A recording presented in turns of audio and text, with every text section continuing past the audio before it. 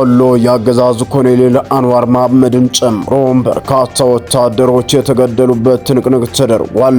ወዲህ ደግሞ በወለጋ የፋኖ ኃይሎች ተአምር እየሰሩ መሆናቸው ተሰምቷል። ሽመልስ አብዲሳ ፋኖ ጠቅልሎ ወለጋ ገባብን እስከሚለው ድረስ ፋኖ አስደማሚ ድሎችን በወለጋ አግኝቷል። ስፍር ቁጥር የሌለው የአገዛዝ ጦር በፋኖ ሲደመሰስ የአካባቢው ባለስልጣናትና ካድሬዎችም በፋኖ ተገድለዋል። የአገዛዙ ወታደራዊ መኪኖች በፋኖ ሲማረኩም ፋኖ የአገዛዙን ጦር ከካምፕ በማስለቀቅ የመከላከያ ካምፕን ከመቆጣጠር አንስቶም በርካታ የወለጋ ከተሞችን ተቆጣጥሯል። በዝርዝር የምንመለከተው ቀዳሚው መረጃችን ነው። ወዲህ የሰሜን ጦርነት ሊጀመር መሆኑ በይፋ የሚያሳዩ የጦር እንቅስቃሴዎች ሲደረጉም ደብረጽዮን በይፋ ውጊያ እንደሚጀምሩም አሳውቀዋል። እስከ ፍጻሜው ድረስ አብራችሁን ቆዩ። እነኝና መሰል መረጃዎችን በዝርዝር ወደ እናንተም የምናደርሳችሁ ነው የሚሆነው። በቅድሚያ ግን ለቻናላችን አዲስ ከሆናችሁ ላይክ፣ ሼር እንዲሁም ሰብስክራይብ በማድረግ ቤተሰብ ይሁኑ እያልን ቀጥታ ወዳገኘናቸው መረጃዎች አመራን።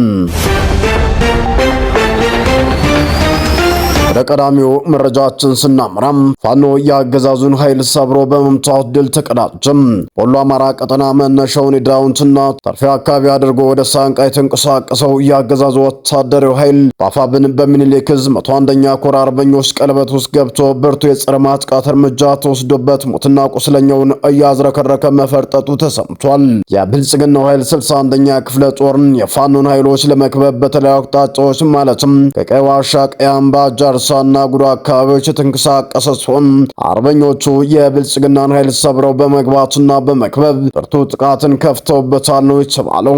በዚህ የብልጽግና ኃይል ራሱ አቅዶበት በመጣው ውጊያ የበላይነቱን ተነጥቆ ከባድ ኪሳራን ተከናንቧል።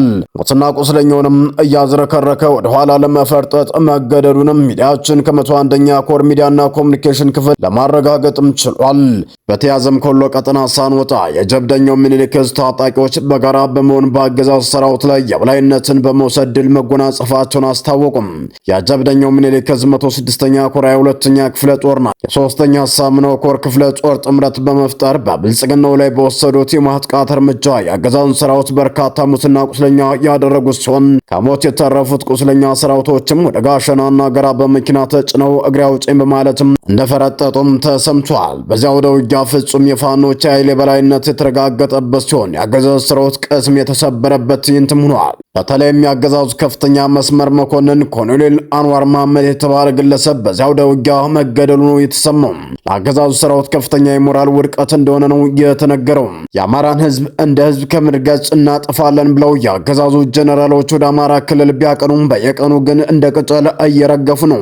በብልጽግናው ሰራዊት ላይ የጥምር በትራቸውን በማሳረፍ የሚታወቁት 22ኛ ክፍለ ጦርና 81ኛ ክፍለ ጦር በቀጠናቸው የአንበሳውን ድርሻ በዚህ ውጊያም ተጎናጽፈዋል ሲል የ106ኛ ኮር ሚዲያና ኮሙኒኬሽን መምሪያ መረጃውንም ለሚዲያችን አድርሶናል። ይህ በእንዲህ እንዳለ ወደ ሌሎች መረጃዎች ስናመራ ተጠናክሮ የቀጠለው የአፋብን ወለጋ ቢዛሞ አይሻ ሳይድ ዕዝ ክፍለ ጦሮች በብልጽግናው ላይ የሚያደርጉትን ድል አጠናክረው ቀጥለዋል። ከመጠየፍ ያልቆጠሩት የከባድ መሳሪያ ፍንዳታ 5ኛና 6ኛ ቀኑን እንደያዘ ነው። ከአራቱም ክፍለ ጦሮች የተውጣጡ የአይሻ ሳይድ አናብስቶች በምስራቅ ወለጋ ዞን ስቡሬ ወረዳና ጉቱዳ ወረዳ የህሉናና ተጋድሎን አጠናክረው ቀጥለዋል። ከህሉና ተጋድሎ ባሻገርም የእዙን ከፍተኛ ባለስልጣናትና ካድሬዎችን እየቀነሱ መሆናቸው ነው እየተነገረ ያለው። የመከላከያ መንገድ መሪ የነበሩት የዞንና የወረዳ ካድሬዎች ተገድለዋል። የአገዛዙ ወታደራዊ ተሽከርካሪዎችና የካድሬዎች ተሽከርካሪዎችም መውደማቸው ተሰምቷል። አፋብን በወለጋ ቢዛሞ ቀጠና ሳይድ ዕዝ ስር የሚገኙ ክፍለ ጦሮች በምስራቅ ወለጋና ቦሮ ጉሩ ወለጋ ዞኖች ባካሄዱት ተከታታይ የተቀናጀ የጸረ ማጥቃት እርምጃ መንገድ መሪ ካድሬዎችን ጨምሮም በርካታ የብልጽግና ኃይልን መደምሰስ ችለዋል። የጦር መሳሪያዎችን በመማረክ እንዲሁ ስትራቴጂ አካባቢዎችን በመቆጣጠር አንጸባራቂ ድል ተቀዳጅተዋል። አርበኞቹ በትናንት ዕለት እስከ ማለዳ ጀምሮ ባካሄዱት የተቀናጀ ኦፕሬሽን የቀድሞ የሃሮሉሚ ወረዳ አስተዳዳሪና የአሁኑ የምስራቅ ወለጋ ዞን ወጣቶችና ስፖርት ጽሕፈት ቤት ኃላፊ አቶ ደንሳሳ ገንትን ጨምሮ ሌሎች የብልጽግና መከላከያ ሰራዊትን መንገድ ሲመሩ የነበሩ ብዛት ያላቸው የዞን የወረዳና የከተማ አስተዳደር ካድሬዎች መገደላቸውም ተሰምቷል። መንገድ መሪ ካድሬዎች የተገደሉበት ከአንገርጉቴ ከተማ በ4 ኪሎ ርቀት ገደማ ላይ ልዩ ስሙ ነጩ መንገድ ተብሎ በሚጠራው አካባቢ ላይ ሲሆን ከከተማዋ በቅርብ ርቀት የምትገኘው ወሳኝ ወታደራዊ አድራሽ ስፍራ በአርበኞቹ ቁጥጥር ስር መዋሏም ታውቋል። በአይሻ ሳይድ ዕዝ ስር የአንገርጉቴን ክፍለ ጦር አርበኞች አርበኞች በዚሁ አካባቢ በወሰዱት እርምጃ ከተገደሉ መንገድ መሪ ካሬዎች በተጨማሪ ተሳፍረውበት የነበረው ወታደራዊ ተሽከርካሪ ሙሉ በሙሉ መውደሙ ነው ጣቢያችን ከመግለጫው ለማረጋገጥ ይቻላል።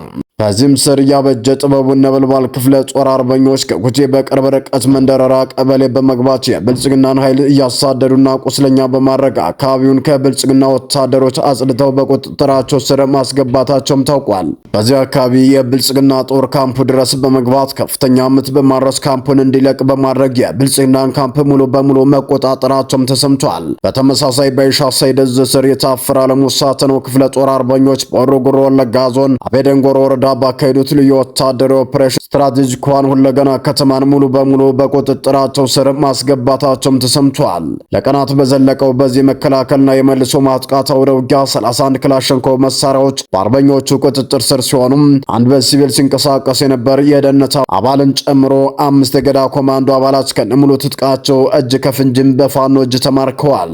ይህ በእንዲህ እንዳለ ወደ ሌሎች መረጃዎች ስናምራ የሰሜኑ ጦርነት ወደማይቀርበት ደረጃ ላይ ደርሷል ተብሏል። በትግራይ ድንበር ላይ የሚደረጉ ከፍተኛ ወታደራዊ እንቅስቃሴዎች ጦርነቱ የማይቀርበት ደረጃ ላይ እየደረሰ መሆኑን የሚያሳዩ ምልክቶችም እየተካሄዱ ናቸው ተብሏል። በዚህም የአብይ አህመድ የመከላከያ ሰራዊት ከዘመናዊ ተሽከርካሪዎች ጋር በተለያዩ አቅጣጫዎች ወደ ትግራይ ድንበር አካባቢ እየገባ ይገኛል። ድሮኖችም መረጃ ለመሰብሰብና ለመከታተል በአካባቢው በተደጋጋሚ እየበረሩና ቅኝትም እያደረጉ ነው። ህወሓትም በራያ አካባቢ ከባድ ወታደራዊ እንቅስቃሴ እያደረገ ሲሆን አዳዲስ ሰልጣኞችን የያዙ ተሽከርካሪዎች እንደ ተጨማሪ ኃይሎች እያስገባም ይገኛል። በሁለቱም ኃይሎች በድንበርና ወታደራዊ ሰፈሮች ላይ ያለው ከፍተኛ ዝግጅት ክልሉ ወደ ሌላ ጦርነት ሊገባ እንደሚችልም ያሳያል።